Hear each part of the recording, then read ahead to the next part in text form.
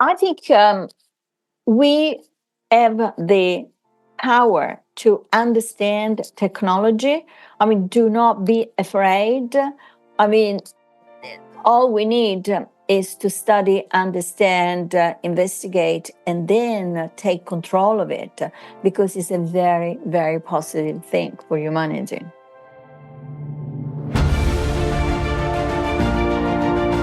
Hello and welcome to the Daily Helping with Dr. Richard Schuster. Food for the brain, knowledge from the experts, tools to win at life. I'm your host, Dr. Richard. Whoever you are, wherever you're from, and whatever you do, this is the show that is going to help you become the best version of yourself. Each episode, you will hear from some of the most amazing, talented, and successful people on the planet who followed their passions and strive to help others. Join our movement to get 1 million people each day to commit acts of kindness for others. Together, we're going to make the world a better place. Are you ready? Because it's time for your Daily Helping. Thanks for tuning into this episode of the Daily Helping Podcast. I'm your host, Dr. Richard, and our guest today is simply brilliant, and that's an understatement. Her name is Loretta Napoleoni, a Fulbright scholar at Johns Hopkins University and the London School of Economics.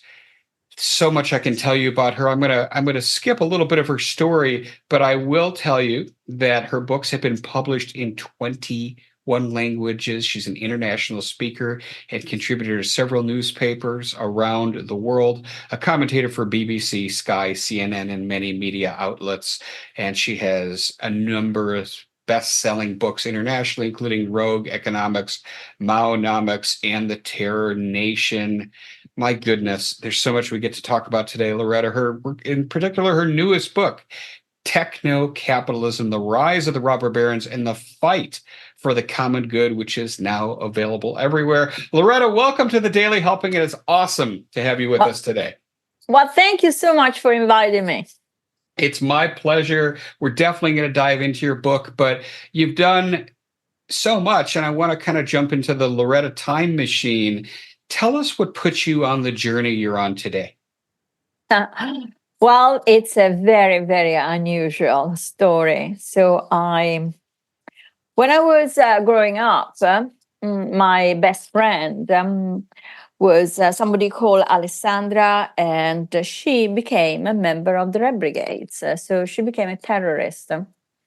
So I discovered that the day she was arrested in 1979, and I stayed in touch with her for, many years. So, of course, she never wanted to talk about her decision to become a terrorist. Then in 1992, the Red Brigades decided to end the armed struggle. And they made a list of people with whom they wanted to talk to tell their story because they didn't talk to anybody, not even to their lawyers. If somebody doesn't know, give us a little Red Brigade 101. What was that organization? Okay, so the Red Brigades was a terrorist organization, a Marxist organization, which was very active in Italy from the 1960s until 1992. So it was part of the terrorist movement of the Cold War in Europe. So they were serious terrorists. They killed people, they kidnapped people, and she was in particular implicated in the kidnapping and the assassination of the former Prime Minister of Italy, Aldo Moro. So she got several life sentences. But anyway, so going back to 1992, she said, I would like to talk to my friend Loretta. So in the meantime, I was working in finance in the city of London. I had a child. I was about to have another one. So I had to make a decision, which was a life decision, meaning, am I going to go back home and understand why my best friend became a terrorist, or shall I just carry on with my career in finance? And I opted for the first option because I was curious about one thing: why my best friend had not tried to recruit me as a member of the Red Brigades. So this was my question. You see, at that time, organization like the Red Brigades recruited primarily among family members and best friends. So why not me? Okay. So the answer was that she did put up my name several times, but the members of the organization rejected me because they thought I was going to be trouble because I could not be a soldier. I was too opinionating, single minded, and too strong to become a terrorist. And so this is how my career started, basically, in analyzing terrorist organization. And because I am an economist, the thing that really struck me is how did they fund themselves? And so this was my first book. Of course, nobody wanted to publish my book until 9/11. And then from 9/11 onwards, my phone never stopped ringing. So that's the story. And then I wrote other books, of course. But that became my profession, basically analyzing the dark side of events, in particular economic events. And we're certainly going to talk about your newest book, which is not about terrorism, but No, I it's don't want to not. leave this thread unpulled. When you went down that option, you left Mhm. the Mhm. business world in London. Why did your friend become a terrorist? Did you She became discover a it? Yes, yes, of course I did. She became a terrorist because she believed that Italy was a bloc democracy, so it was not democracy because it was under the influence of the United States during the Cold War, and she wanted to fight against this situation. So she wanted the Italian people, the Italian democracy, to be a true democracy. I know it sounds completely insane, but when you get into their mind, I mean, these are people that commit crimes for political reasons. These are not people that commit crimes for profits. And their belief is so deep that they end up really being convinced that they are not terrorists, but they are revolutionaries, freedom fighters, people that want to bring good to society. Got it. And I know you spent the next number of decades really focused on terrorism and became internationally renowned for your work in that space. But your newest book is not about terrorism. Your newest No. book, Technocapitalism. So I'm going to give you kind of a two-part question here. One is why now? Why this book now? And then two, give us a definition of techno-capitalism, and then let's dive deeper. Well, why now? It took me a long time to write this book. It took me 3 years to write a book. The answer is the same answer why terrorism. I wanted to understand a phenomenon that is not very clear. It's mega, of course. It's all over us. I mean, it's in our daily life, but nobody really explained to me exactly what it was and how it was going to have an impact on our life today and, of course, in the future. So it was pure curiosity. As it was pure curiosity for me to understand why my best friend did not recruit me.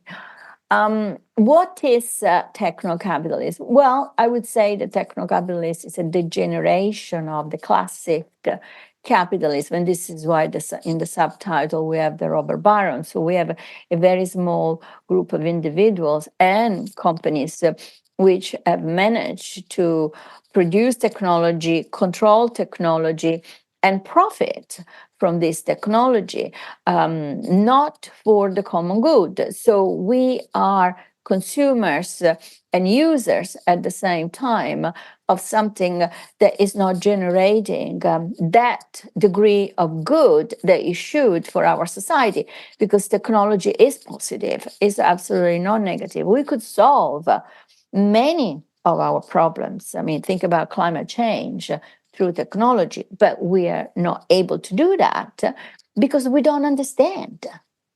So help me differentiate, because technocapitalism, which you said is it's kind of a rogue offshoot of regular capitalism. Capitalism in and of itself isn't necessarily for the common good. I think there's been kind of a movement in the last, I'd say, 20 years where more and more companies are focused on having a social initiative tied to the mission of the company. Certainly, we know that younger people in the workplace, they really only want to work at a place where they care about the place that they work, that they feel like they're making a positive impact in the world. But capitalism in and of itself, I've always understood the basic definition of that is marketplace dynamics dictate what you can charge for something, and it's a profit-driven entity. So how is techno-capitalism different than regular capitalism?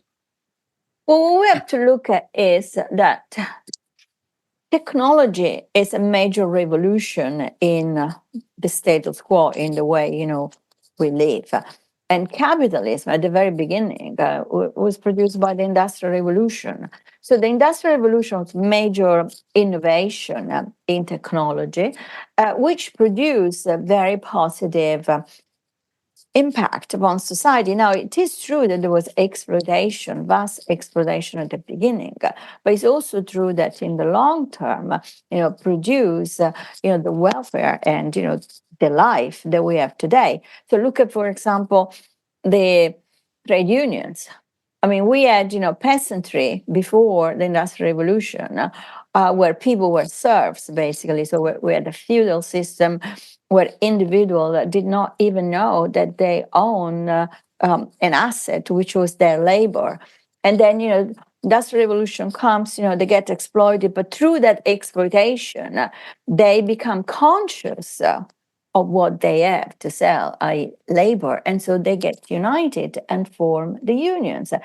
And then the story goes on how the unions actually had an impact upon politics and life in the nation state. So from that point of view, we can't say that capitalism is exploitative only. Capitalism also gave, great opportunities to people that had no opportunities. And then, yes, of course, there are degeneration. There is financial capitalism. There are, many, many sides of capitalism that are not right. And this is why we have a state, and this is why we have democracy. So a democratic country is a country that makes sure that this exploitation doesn't take place.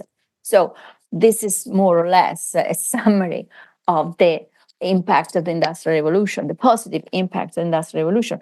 Here we have a new technology which comes to the world, and this technology is foreign not only to the individuals, so the equivalent of the workers of the traditional capitalist society, but also to the state. We have a state that is unable to regulate the technological revolution, to drive it, because technology moves so quickly that you can't produce legislations in order to make sure that this technology does not exploit people or does not do damage to people. So that is what the message, to a certain extent, of the book is. One of the messages of the book is about, and that's why it's techno-capitalism.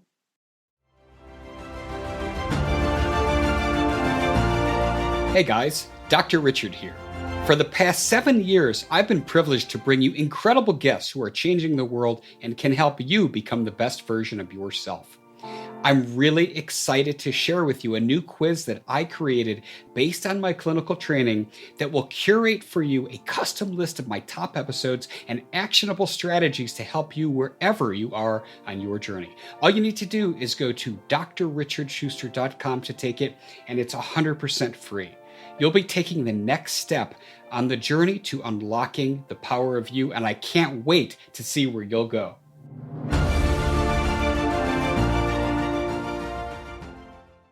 Got it. And that makes perfect sense. And you did say, that there's positive things we could do with this technology. Yeah. There's dangers too. I mean, we're now living in a world where artificial intelligence and machine learning is forging new paths in medicine, new paths in energy, new paths in everything. Yes. And And yet this is evolving so rapidly that by the time it gets to Capitol Hill here in the United States, they're already on, 5 versions beyond what they're talking about, in DC. So talk to us. I know that because I do want to talk about both sides. I want to talk about positive and negative. So dig a little deeper from what you've researched into the positives that technology, as we're moving forward, has the opportunity to bring to the world. Well, I mean, as you said, there are many, there are many fields. I mean, we know now, for example, that AI can read mammography for women much better than the human people. So we have cases in which people have been saved from breast cancer way ahead of the time in which a normal eye would have seen that there was cancer. So that it's amazing. I mean, we have the possibility to make people with spinal injuries, for example, walk again.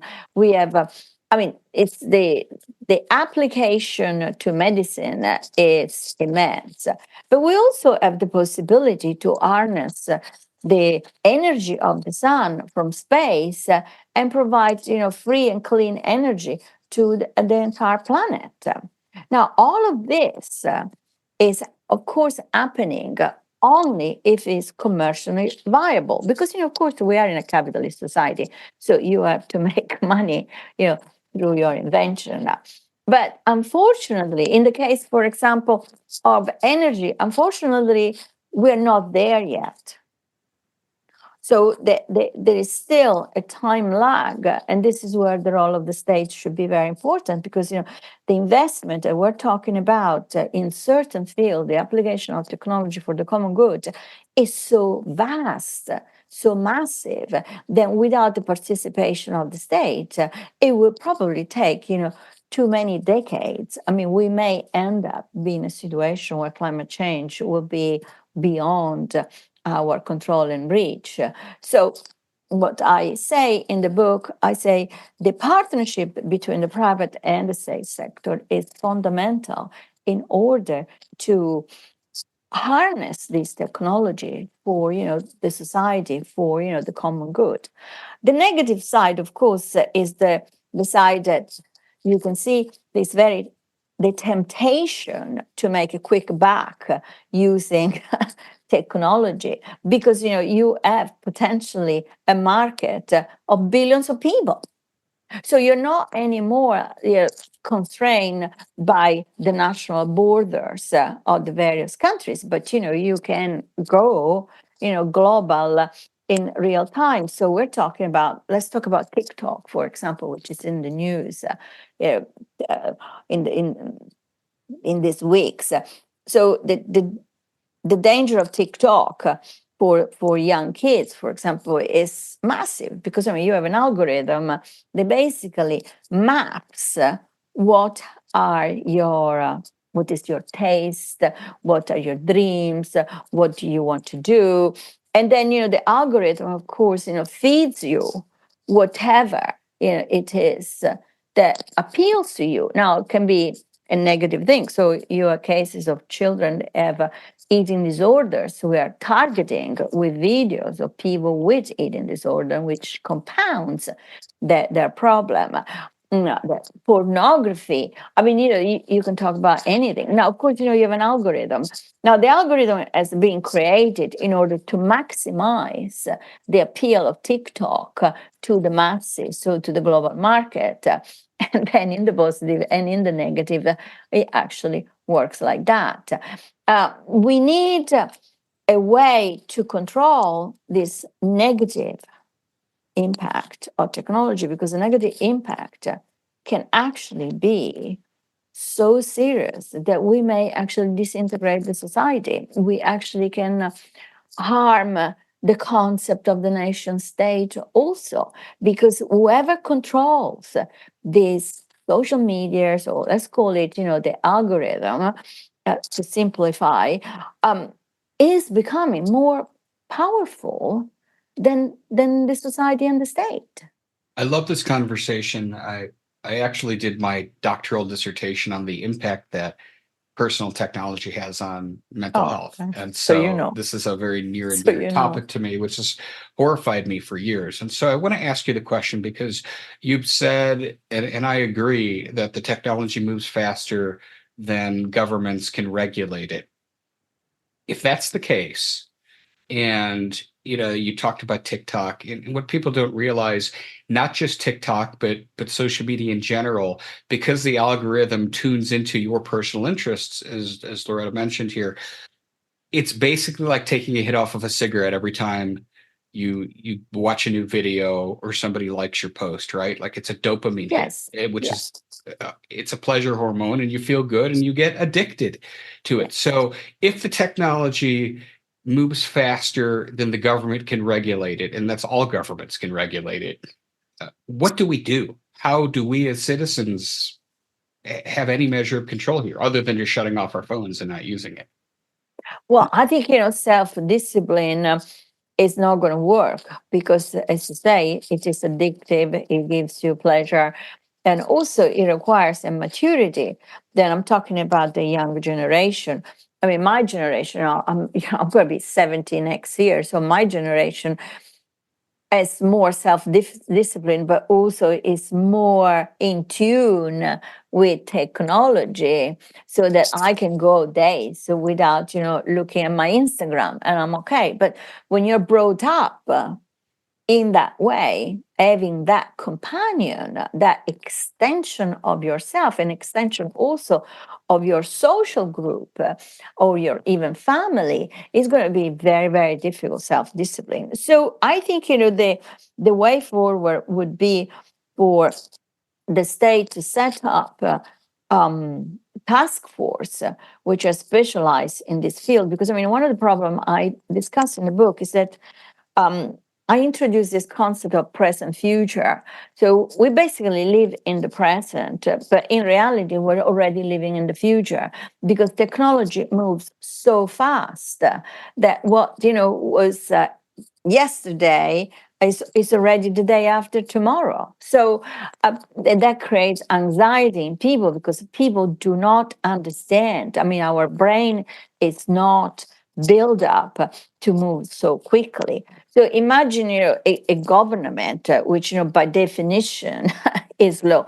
So having task force working specifically on all of these issues would give us the possibility to be ahead of the curve. And then once we're ahead of the curve, certain kind of decisions have to be taken, which are not decisions easy to take. I'm talking about maybe even nationalization of certain kind of technology. The internet, I mean, who controls the internet? I mean, who actually patrols it? I mean, all of this are serious questions about the future of democracy. So to a certain extent, we also have to reimagine our democracy in order to save it from what originally was and it should be. When you say reimagine it, what should it look like? Well, I think there should be, I mean, if I say there should be less freedom in terms of, cyber freedom, it's the wrong word. So it's not so much freedom as it is actually containment. As there is containment in the society every day. I mean, so there is containment in order to prevent criminality, in order to prevent children, being corrupted. There is containment about pornography. I mean, pornography is not prohibited per se, but it is contained so that it doesn't impact negatively on people. So I think we have to conceive technology in these terms, but it's very difficult because technology is presented very much as an abstract concept, and also is projected by the robber barons as a sort of place where everybody is free and everybody is equal, which is not true at all. It's a complete illusion. So it's interesting because on one hand, I know that most people, they don't want somebody kind of monitoring over them. They want to be able to go to Yes. whatever websites they want to, use whatever platforms they want to, listen to whatever music they want to without Big Brother kind of overseeing them. On the other hand, you mentioned things, right? Like the idea that a child could access pornography. If you liken this to the real world, what would happen if a 7-year-old walked into a drugstore and tried to buy a pornographic magazine, right? It wouldn't be allowed. The pornographic magazines are kept in a different section, right? Like I used to work at a drugstore, so I sold them, right? So I know how this works. And so when you think about a kid buying alcohol, they can't, right? But yet on the internet, Cigarettes. right. But so then when you think about the internet, you have people that are using the internet for child sex trafficking. You have people who are using the internet for prostitution. You have people that are using the internet for terrorism, which you know all too well, right? And so it's a difficult conversation because where do you draw the line? Where is the line that says this is okay? Here's your freedom as a citizen. You get to do this. Where's the line that says, well, here's where government steps in and drops a hammer? It's a tough question. It is, but this is exactly the story of TikTok, because I saw, for example, a few videos where teenagers, when the news that maybe TikTok is going to be shut down, teenagers were enraged by them attacking the governmental decision to do something like that. So first step, you got to trust who rules the world. I mean, you got to trust politics, meaning you cannot possibly substitute, an elected government with, a techno-capitalist, simply because the techno-capitalist, gives you what you want, which is not necessarily good. It can be actually, very bad. I mean, I'll give you an example. So Starlink. So Starlink is a way to give the internet to the world everywhere. So you can be in the middle of the ocean, you attach yourself to Starlink.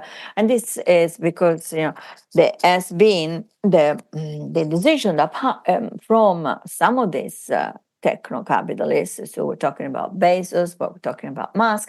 Starlink, of course, is of Elon Musk, to set up satellites in the low Earth orbit so that you can access the internet everywhere. Now, many people use it in remote locations, and it's a good thing because so they are connected. But it's also true that you buy a kit of Starlink, which is as big as a pizza, right?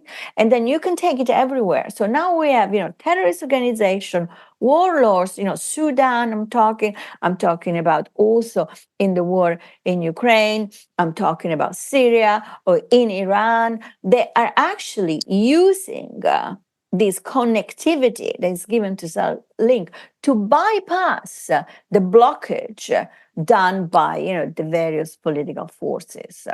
So here you are. You may have the Houthi who are bombing ships, cargoes, the cross in the Red Sea, using the connectivity that Starlink gives everybody in order to talk to each other and carry out an attack. So that is an example. So should Starlink be accessible so easily as it is, or maybe there should be a way to contain the use of Starlinks only to people that are the people that should be using it, not to other people. Now, there has been an attempt to, it's called geofencing. So there's been an attempt to restrict the use of Starlink, but it doesn't work. Basically, nothing has happened.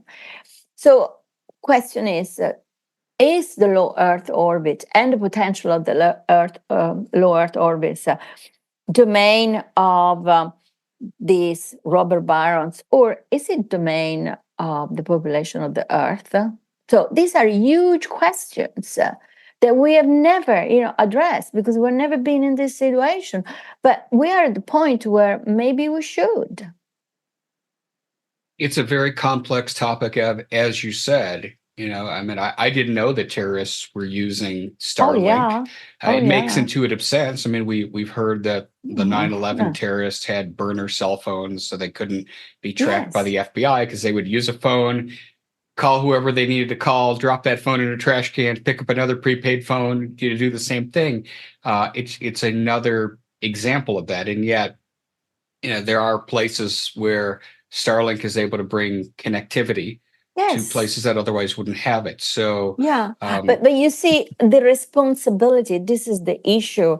Can one individual only have the responsibility of something like that? I think it's too much. I mean, it's not that, Elon Musk is no good or is good or whatever. One individual cannot have that kind of responsibility. This is a responsibility of the society. fascinating. You've raised some very provocative questions that don't have easy answers, but No. questions we need to be asking our leaders and talking amongst ourselves about. Loretta, this has been such a great discussion. As you know, I wrap up every episode by asking my guests just this one question. What is your biggest helping today, that single most important piece of information you'd like somebody to walk away with after hearing our conversation today? I think we have the power to understand technology. I mean, do not be afraid. I mean, all we need is to study, understand, investigate, and then take control of it because it's a very, very positive thing for humanity. Well said. Tell us where people can learn more about you online and get their hands on your book, which is now out. Well, the book for sure you can buy on Amazon. You can Google my name, and then there are lots of stories about myself, videos, webpage. Also, I have a webpage which is lorettanapoleoni.com. And that's it. Perfect. And we'll have everything Loretta Napoleoni at the show notes at drrichardschuster.com. Well, Loretta, I've really enjoyed our conversation. Grateful you came on today and really posed some interesting things to think about. Thanks so much for coming on. Thank you. Absolutely. And I want to thank each and every one of you as well who tuned into the show. If you like what you heard, if you're going to have conversations about this around the dinner table tonight, because it was provocative, go give us a follow and a 5-star review on your podcast app of choice, because this is what helps other people find the show. But most importantly, go out there today and do something nice for somebody else, even if you don't know who they are, and post in your social media feeds using a hashtag #MyDailyHelping, because the happiest people are those that help others.